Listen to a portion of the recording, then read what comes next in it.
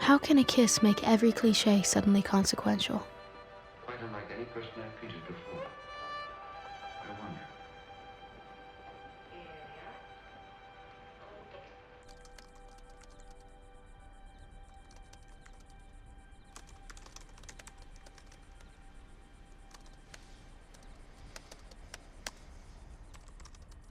I didn't know it was possible to feel this brave.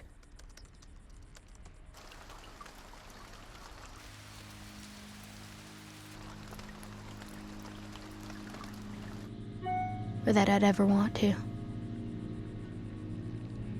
What are you doing? I'm working. Ivy? Uh-huh. I know this was supposed to be our weekend together, and I'm sorry that my team is the fucking tasteless worst, but I can't work like this. Seriously? A kiss.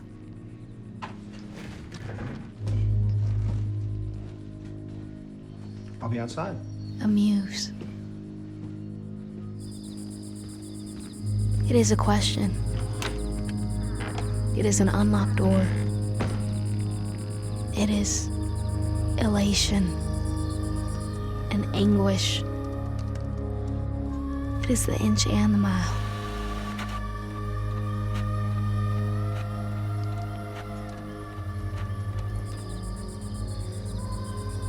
Don't look into the sun, they say.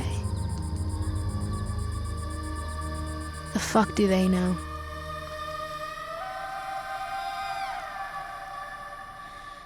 Mr. Murphy drove with the resignation of the already dead.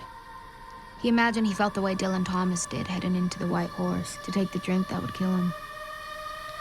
He knew what they were and what they were not.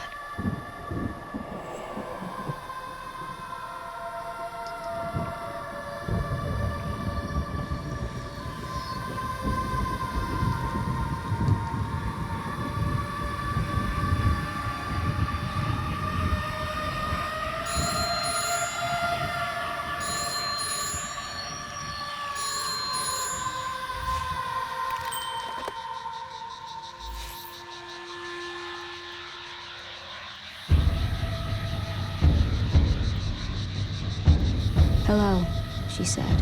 I'm here. Alice thought immediately of a slaughtering lamb, though she couldn't be certain which of them was meant for sacrifice. He was outside. He was inside. It excites you, doesn't it? The surreptitiousness of it all.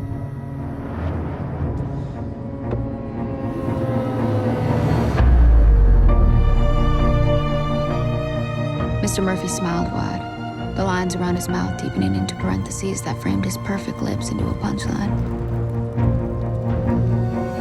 Smoke drifted from her mouth with practiced cinematic effort. Is it more romantic for you that way?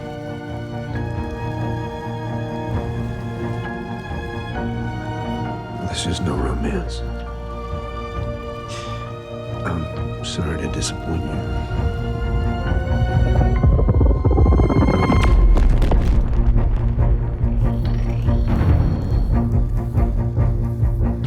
Alice opened her mouth to say something, but the words fell away.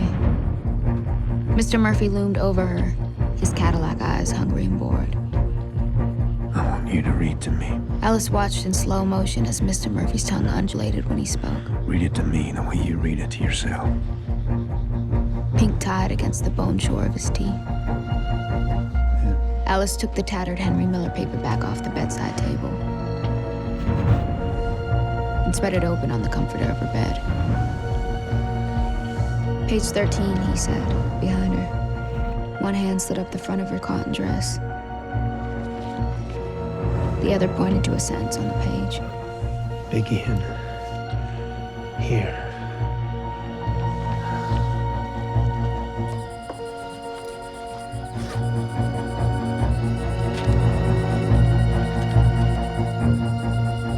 He was against her then, and Alice felt a push of muscular wetness between her legs. Mr. Murphy placed his slender hand over hers and guided her to the mound at her center.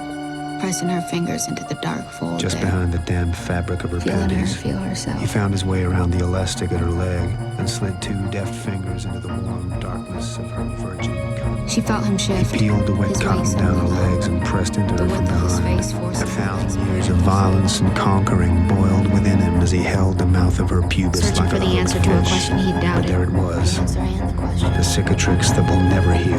The serpent's apple. Her cull was slick against Just his as he fingers. imagined it was when she was alone. Maybe in her bedroom. The ache inside. He saw himself buried in his coffin, literally fucking away the ecstasy that swelled her clit and choked her better judgments. He would fill her up with cum.